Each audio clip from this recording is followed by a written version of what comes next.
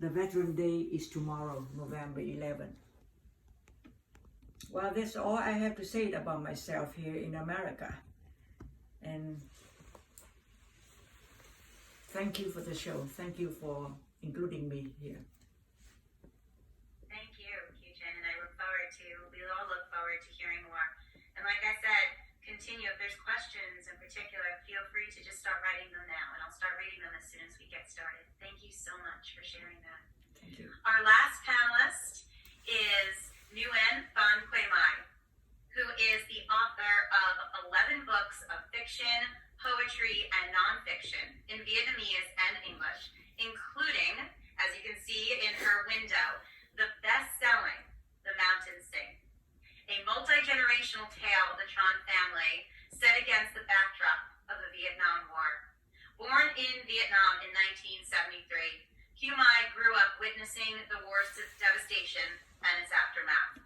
She worked as a street seller and rice farmer before winning a scholarship from the Australian government to attend university in Melbourne.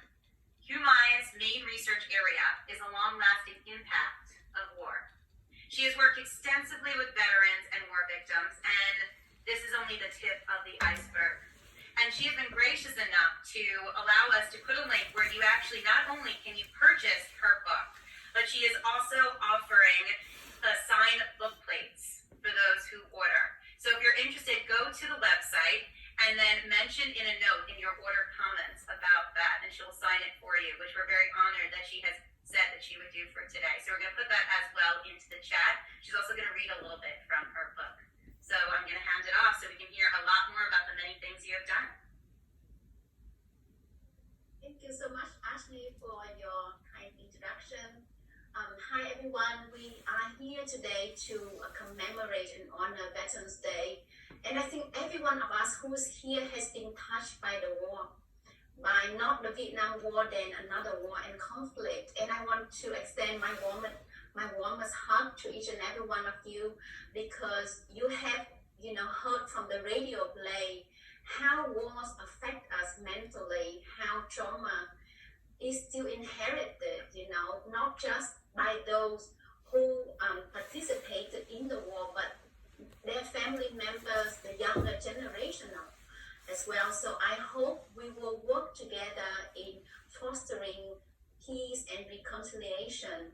It was really interesting for me to listen to the play, which is really well done, because it makes me reflect on the experiences in Vietnam.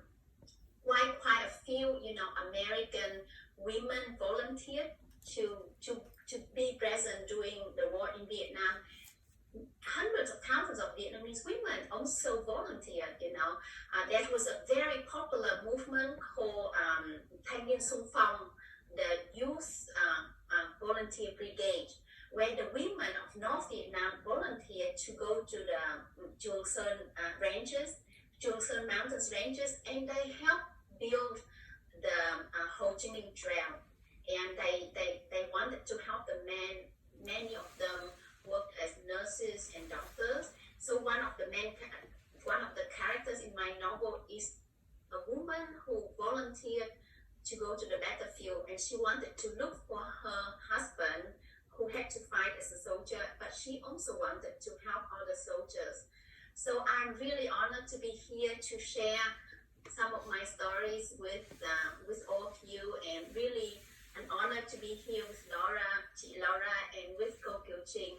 And the war really affected me deeply, because my grandpa fought in the army against the French, and in my family I have two uncles who fought opposite each other during the Vietnam War.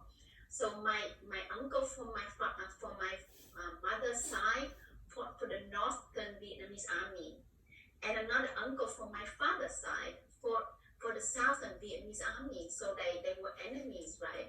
So what I wanted to highlight is that for the people of Vietnam, this war divided us, divided our families and our community, and that division is still deeply felt, and we need to do a lot more to bring us together and to reconcile.